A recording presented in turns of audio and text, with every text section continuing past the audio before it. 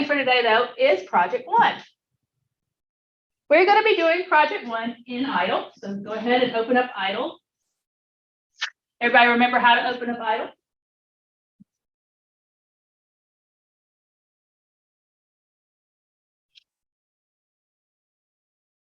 If you don't remember how to open up idle, on the lab machines in here, you can just go to the search bar and type in idle, and it will pop up. If you downloaded it on your own machine, which I strongly encourage you to do if you have access to a laptop or you have a machine at home, I would strongly encourage you to go ahead and download it to your machine at home, because moving forward, you're going to be working on projects and you're going to need more time than what we have in class. That being said, if you are in person in class and you're working on something and you click save and you don't bring a USB drive, or you don't email it to yourself, or you don't upload it to CourseDen, these computers wipe every night.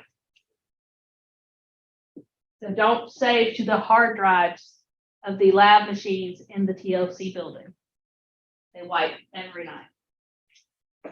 Also, the virtual lab, if you're doing it in the virtual lab, you need to make sure that you save the file to your machine locally, because after a while, the virtual stuff goes away too. I don't know the exact timing on that. So save often, save in multiple locations even. Save yourself some heartache. All right, so I went and opened up the spec file for project 1. I'm going to get you guys started on project 1, which means that I'm going to stand up here and actually do probably section, at least part 1 with you. Might do more, just depends on where we get. But this is where I need you guys to ask me questions about idle. I need you guys to practice typing code. And I need you to realize that it's going to look different than the online Zybook window that you've been typing code in. Because every IDE has some quirks to it. So, right. So the first thing I suggest you do on any of my projects, and any projects for other professors too, is that you actually read it before you start coding. And if you're not going to read it word for word, at least skim it before you start coding. So this one has objectives at the top. I want you to write a simple Python program. We want you to design an algorithm or come up with a plan of action for how you're going to solve this. We're going to use some Python functions. And we're going to prompt the user for input and use that input to do stuff. Well, we've done all that so far, right? All of your participation labs and stuff have done. You've done a bunch of this. So this is just pulling it all together in one big project. All right, so first thing we're going to do is we're going to get started. I want you, in the getting started section is the format for how I want your files named. There is a method to my madness. There are 45 people in my class. If you all turn in a file that says project1.py, I'm going to lose my mind. So if you want me to grade it, the file names should be your first name, your last name, and project 1. Now, normally that is plenty for me to know what I'm doing. Last semester, for the first time ever, I had 2 students with the same first and last name. I don't think that's the case this time. If it turns out that it is, I will speak to you individually about one of you naming it differently. Who'd have thought? Add the middle 3 numbers for 917. I had one of them. I think I just had one of them do it. But one of them says, I usually go by this nickname. I said, okay, well, you just put the nickname. That's enough. one of those things like the name was Zachary or something, and one of them went by Zach and one of them went by Zachary. Or I don't remember, but we came up with a different way of doing it. So when you save an idle, you don't have to write out the .py if it says Python in the file type. It'll automatically put it there. So go away. All right. So let's do that first. Let's go and create our file. Very first thing, get it created, and everybody knows what we're doing, right? Now, when you opened idle, it brought up this shell. If it says idle shell, this is not the window you need to write your code in. This is the runtime window, not the save information window. Can you save the shell window? Yes, but it's not what I graded. So we're going to go up to File, New File, right? And I am immediately going to go File, Save As. And I have to do Save As because I have to change where it has to go. And then in here, I'm going to put in my first and my last name and the project one, right? As long as it says Python file right here, I don't have to add the .py. If you're using another IDE and it doesn't save them in the .py file, then you have to fix it. And then I'm gonna click Save. Now, I put mine on the desktop because these computers are weird. You, if you're doing it at home or on your own laptop, should find a spot, put all your Python files, just where you can go back to them. File organization will be your best friend as you move through the computer science degrees. Yeah. When we're trying to, when we're zipping these files, trying to, is there any fancy thing we need to do as far as the unpack, packing, or unpacking? Yeah. In this class, all you're gonna do is submit the actual Py file. There'll be no zipping, there'll be no unzipping. It's just simple Py files. This is not Java. We are not building workspaces and classes and stuff. Simple. If you run into a problem where you feel like you need to zip something up, you're turning in too much. Well, we know you zip it in your text file, which we over to why not? These should be small enough that if nothing else, you can put them into your course in. Yeah. And then download them again. Okay, so this is the small file where zipping is required. Yeah, I haven't run into any place where you need to zip any of my stuff. It's very small. Yeah. Okay, I'm used to zipping files. Yeah, now, when we do some of the other projects, they have other files with them, and a lot of times students like you zip the whole package back to me, but I already have the media files that go with them, so there's no point in you transferring them back to me. I just put them in my folder. And then I don't have to worry about setting up workspaces for everybody. All right, so we have the first one here. We have our file, we're ready to go. Let's go back to our directions. All right, so we're going to read through it. Part one, we're going to print it. The section is called print statements.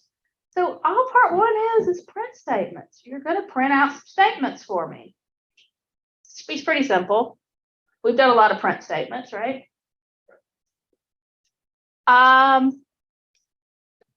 two is we're going to get some input and then print it out.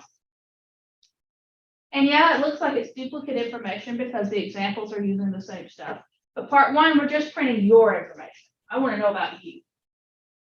Part two, I want you to ask somebody for user input. So I can put anybody's information in there and it's going to print it out in this format. So you want part two to come out with part one, still want the original part one code? Yes. Okay.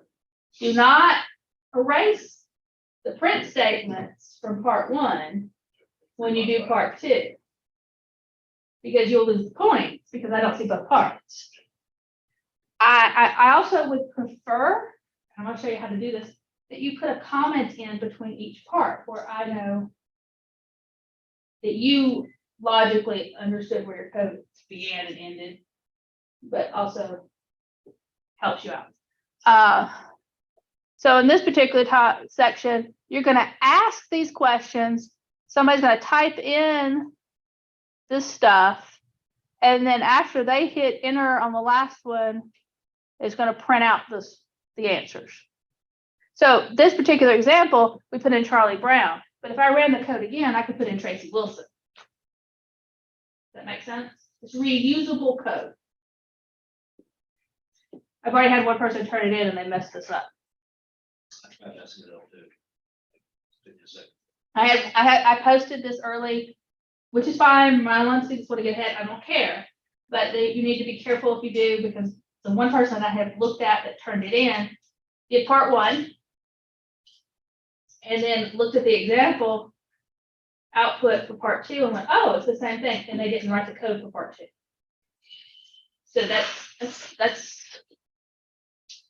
As far as that example, if you want us to print out what is your name, what is your name, if you want us to actually print out those questions. Yes. So we're going to do some examples. And then part three, you're going to draw me a picture. Oh, my worst enemy. Huh? I don't know those things. Why? You don't have to do the fish. The fish is just an example I stole from another professor's assignment because it was already done and I didn't have to. I had permission. But I've had the cutest dog turned in already. It's so cute. I've had a whale turned in one time. I've had symbols from video games turned in. Whatever floats your boat, but you cannot use the examples from the Xi book. I tried not to be. I'm trying to give you some creative freedom here to do whatever you want to, but don't try to work the system and give me something with 3 lines. Draw me a picture. Make sure it looks like a picture. A square is not a picture. Yeah. A little bit of effort. And then part 4, you have to compute the average price. So you have to put some of that math formulas to work. And then part 5 is a weighted average. I gave you the formula, but you have to get some inputs. Use those inputs to create the average. Now we're going to do, like I said, in class today, I'm going to do part 1 and part 2 with you probably. And then Thursday, not tomorrow, Thursday in class, we're going to work on this again. No new material. You're going to come in. You're going to ask me questions. I'm going to answer them. We're going to work. Friday's workshop. We're going to work on this again. And then you're going to have me and Garrett ask questions. So there's no reason that you should not make a good grade on this first project unless you don't come to class or you don't ask questions. All right, so let's get started. Let's go back up here and let's do part 1 together as a group. And before I get too far gone, let me make this bigger where the people in the back can actually see what I'm doing. Because you like to be able to read the typing, right? All right, so the first thing I'm going to do, and I don't know that it says to do it in here. It doesn't. I'm going to put a comment at the top of this file with my name in it. Now, I know I made you name it your first and your last name, but just in case you forgot, I'm going to put, as a backup for myself, I usually put a comment in that has my name in it. When you get further along in other projects, they will ask you to like put little blurbs and stuff in as you go. We're just going to start really simple. So the pound key or hashtag in your generation. We old. No, it's still- means that you're doing a single line of comments. That means that the compiler, when it goes to run the program, ignores that line. It's just for you and me to read when we're looking at your code. There's ways to do multi-line ones. We'll get into those later. But for right now, all you need are single lines. So we're going to do one up here that's like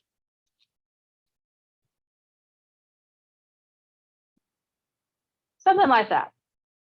And I honestly really only do that and tell you to do that because I actually have had students turn in and not put their name in it on the file name.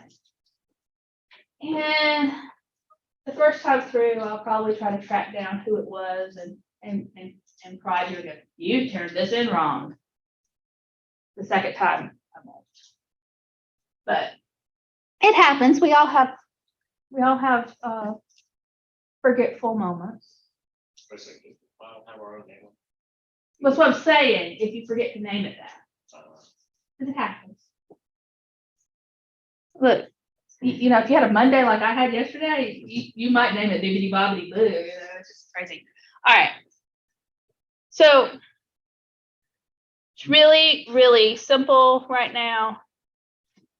We're just going to do some print statements, right? So I'm going to work on part one.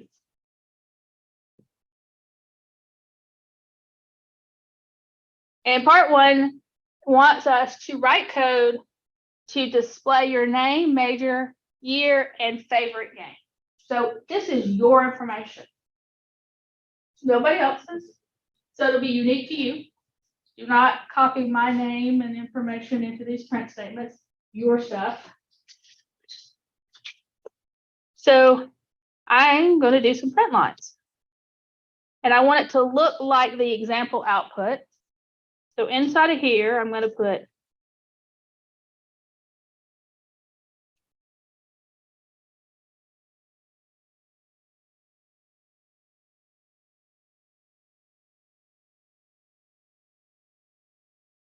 and then I'm going to print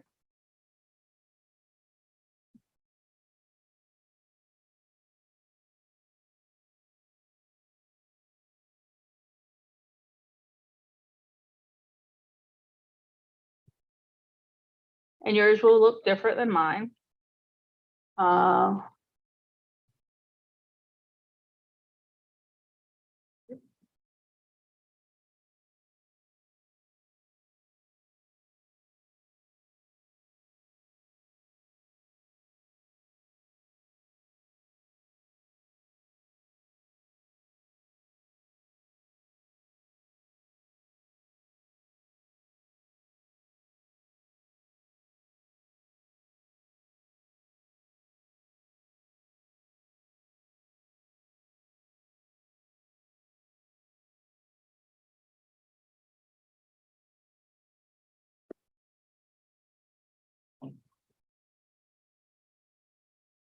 Oh, let's see something more interested in that. So I've got 4 print sections here, right? I've got 4 print sections. Yeah. Yes. Now, here's where it's different than your book. Your book, you scroll down, you hit submit, it runs it, tells you if it's great or not. In here, you're going to go to run and run module, or you hit F5. It's going to say the source must be saved. So every time you run it, it's going to force you to save, which is a great thing. Absolutely great thing, as long as you're testing frequently. So we're going to save it, and then it ran, and it did exactly what I told it to do, right?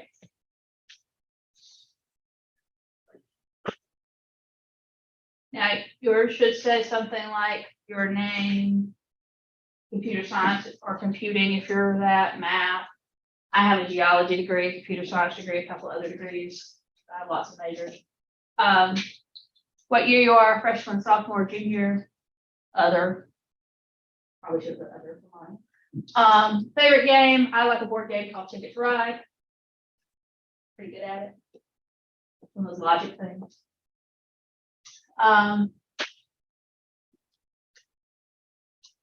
Good. Did everybody get this far? Make sense? Hey, look, you did part one. If you copied all that down and ran it and tested it, you've done part one. Now, by testing it and making sure it worked before we moved to part two, we did something called incremental development. We're doing one piece at a time. We're testing, making sure it works, and before we move on. Do not be that programmer that tries to write all the code for all 5 parts before you test it. Don't do it. Promise you, it'll cause you more headaches than it's worth. Don't do it. You might get away with it the first project, but if you won't after that. If you are one of those people though, remember to save and save often, because the power goes out from time to time. If you haven't saved, you've lost all that work. If you haven't run it and been forced to save, you've lost all that work. Save frequently. All right, so now I'm going to move to part two. I'm going to put another comment in. And in this one, we want to add code that prompts the user for their name, their major, their year, and their favorites. Right? So we need to keep up with name. So I'm going to make a variable for name. Right? And I'm going to use input as my command or my function. And inside the parentheses is where I'm going to type what I want to show up on the screen. So the first one, I want to ask, what is your name?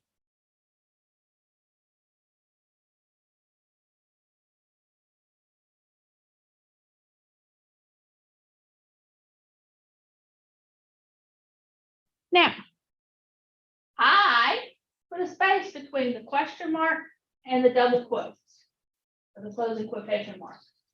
Because if you don't, when you print this to the screen, it will not put a space there, and you will automatically start typing immediately up against your question, which is okay, but it doesn't look really pretty. Now, I have found that in the Design book, sometimes it puts in that space for you, and it shouldn't.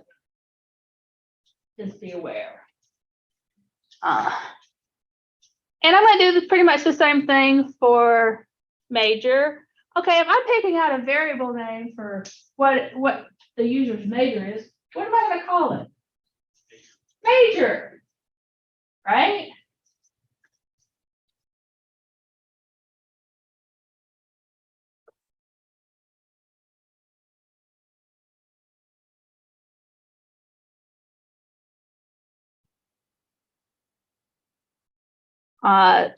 Year is going to be year.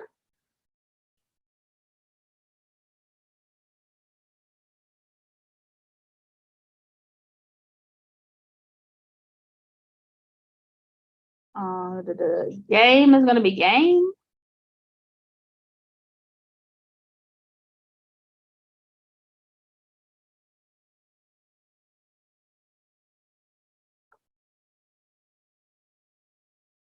Now,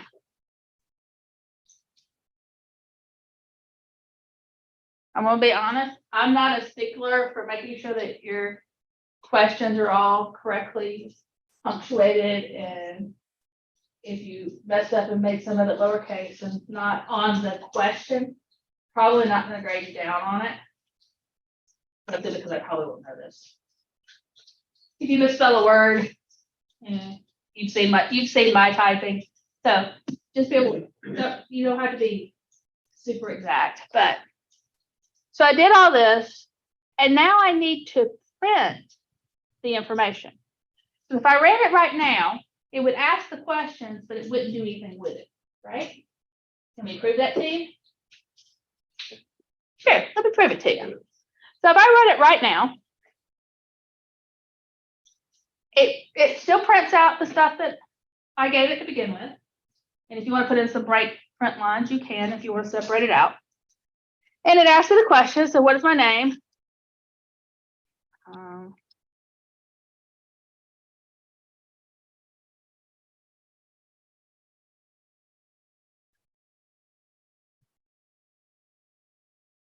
It asks me all questions, but it doesn't do anything after that. Right?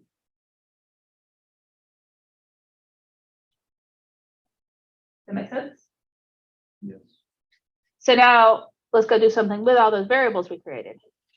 Now, if I come down here and do print, and I'm just gonna put one blank print statement in there just where there's a separation, right? If I do print,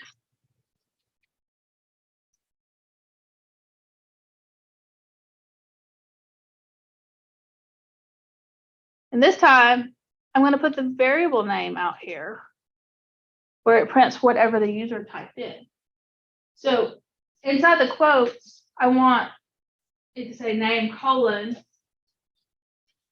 and then I'm going to stop the quotes, use the argument separator, comma, and then ask it to give me whatever's in the variable. Now, if I put all that in quotes, it won't give me the information in the variable name. It's just going to print exactly what's received between the quotes. That make sense? And I got some questionable looks. Yeah. Let's see. Uh-huh. So I'm trying to run it on my.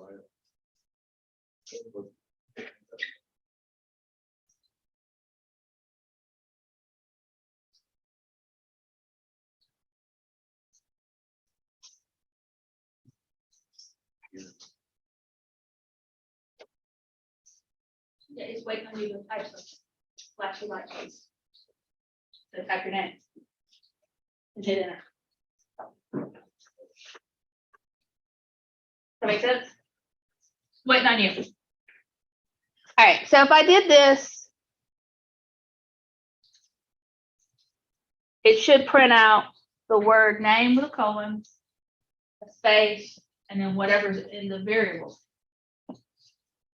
If I move this quote out here, then it doesn't actually get me the information in the variable. It just prints exactly letter for letter what's between the quotes. And the reason I'm telling you that is because it's a common mistake to just be typing and put everything in quotes because that's what you did in the last 4 lines. So there's some common mistakes that show up. So if I do that for name, and I'm going to be lazy and good, I'm just going to go grab these up here and copy them.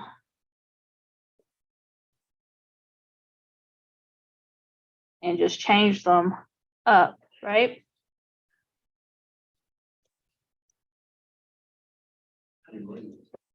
I am lazy. What is the line drawing for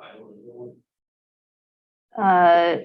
What I just use copy paste shortcut keys like regular Control-C, Control-V. I don't know, maybe. If there is, I haven't used it.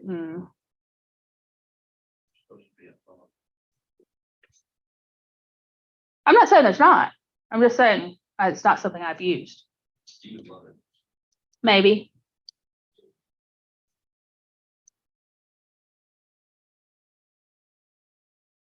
So now I have print lines that are going to set up the formatting, for lack of a better word, and then give me the information in the variables. So we've done print statements, we've done input statements, we've created variables, we've used the values in variables. Clever that, right? So again, it's down here. If the cursor is blinking, it's waiting on you or your user. So we can be Bob White basket weaving. But I do hate that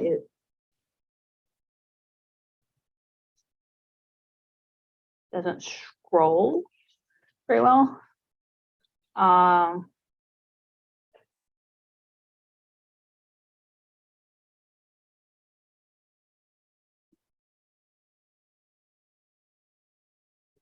double, space thing. Here, No, I mean, in front of name, there's two spaces in between name and go, yeah. Little things covering it up. oh, I probably put 2 spaces in mine. Actually, I think it's something else, because I did some, yeah, I did the same thing. Right, desperately. Did you? Getting rid of a space? No, I don't know, maybe, it's one of those things you may just have to get over because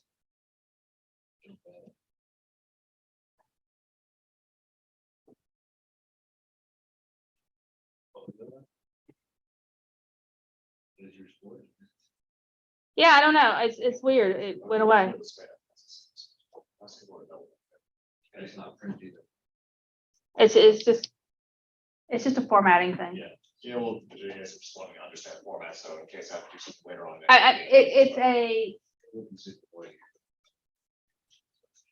I've never noticed it before.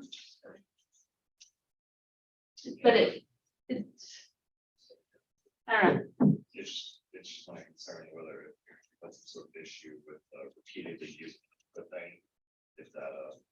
If that compound and you'll be getting a bunch of space to repeatedly use something. Well, considering that I've done this for like 2.5 years and you're the first person that's noticed and brought that to my attention, I have no idea. We're just gonna go with it. I'll do some research and answer that question later. We go back to my favorite quote about Python, and it's something I actually said in one of my students repeat for me. Python's loosey-goosey coding. It does what it wants to, and it fixes things for you, even if you don't want it to. Java won't do that for you. So that's part 1 and part 2. I have done with you in class 25 points out of this 100-point project. Done it for you. Well, how many other professors do 25% of your work for you? Yeah. Okay. So I am not going to draw your picture for you. I will tell you, these are good hints. Remember those special escape sequence characters that had slashes on them? And if you're drawing and you use a slash, the slash and an end, it's going to put a return character in. Yes. Good luck. Go look that up. That's in research for you. I think that's actually. It's actually in the book. It told us that. Told you how to do that in the book. You can use a raw string, or you can use other things. Most people just remember to put a space between. Like if you're right here and you do the backslash and then you in your quote for the string, then that's a special character. But if you put a space between those 2 characters, it's not a special character. That's why my buddy does. Put some spaces at the end. It ignores those white spaces at the end. You will never see them. I will never see them. Yeah. If you're drawing something at the end and you have a blank space, if you have like the quotes is the one that's going to catch most people. So if you do the backslash space quote, that's not the same as backslash quote. That makes sense? So I'm gonna let you start working on the ASCII art and stuff on your own. I want to talk just a tad about these formulas. They're just like the labs we did. And I broke this down into some very small steps. right? It reminds you that you have to convert prices or inputs into a flow. It's going to remind you that these things have to happen. All input values come in as strings. If you want to do math with them, you have to make them into a number type, either an integer or a float. That's all I've taught you so far. So be aware of that. You will need to do that in both of the last parts because both of them are dealing with math. So part 4 is going to ask you to input some car prices and get it, an average, or I think it's an average. Yeah, average price of 3 vehicles. By far, part 5 is your biggest challenge because you have to get several different inputs in several different equations. So you're going to ask for inputs for assignments, quizzes, and tests. And then you're going to plug those averages into the formula I gave you up here to get a class.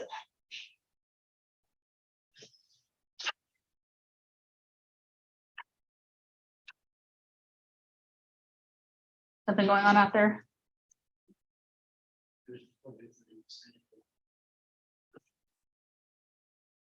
Anytime y'all need to close that door, feel free. The acoustics in this building are horrible. Yeah, like that. So that's where we're at. Submissions. Take that PI file, go to the assignment on CourseDen, upload it. Make sure you click submit or upload or whatever it is the required number of times. And then I'm going to grade it. Or someone's going to grade it. Garrett's going to help me a little bit on some of them. But this one's going to be broken down into each individual part. This time, you can get partial credit for every part. Moving forward with some of the other projects we did, there'll come a point where I'll say, if you have not gotten part 2 completely working, do not do part 3. I will not grade it if you did not get X number of points up to here. Why? Because there's no point in you moving forward and wasting your time or my time if you didn't get the underlying stuff working. I'm not doing that to be mean. I'm doing that because the stuff beyond that was hard part or the extra, the key components were up to that point. But I will go over that again when I give you the next one. And comments and style. If you don't use a standard style, which we talked about in class, in the textbook, or you don't put in the comments to break up the different sections, I'm going to dock you points for it. I'm getting you used to that now. Because I promise you, moving forward, that not commenting your code will come back to bite you over and over again. What is that? The putting in the part where I put in the part 1 and the part 2, and Oh, okay. for this one it's very simple. You're just breaking it into sections for me. Moving forward, I'll ask for more things to be in the comments. For this one, it's really simple. You're going to break it into parts.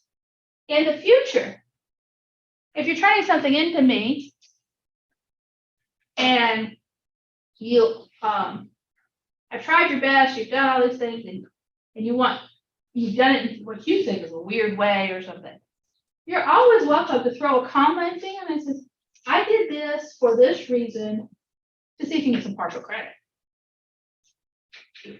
Partial credit. If you can explain to me your logic, even if it's wrong, I might give you partial credit. Because, I want to see where your thought process is going.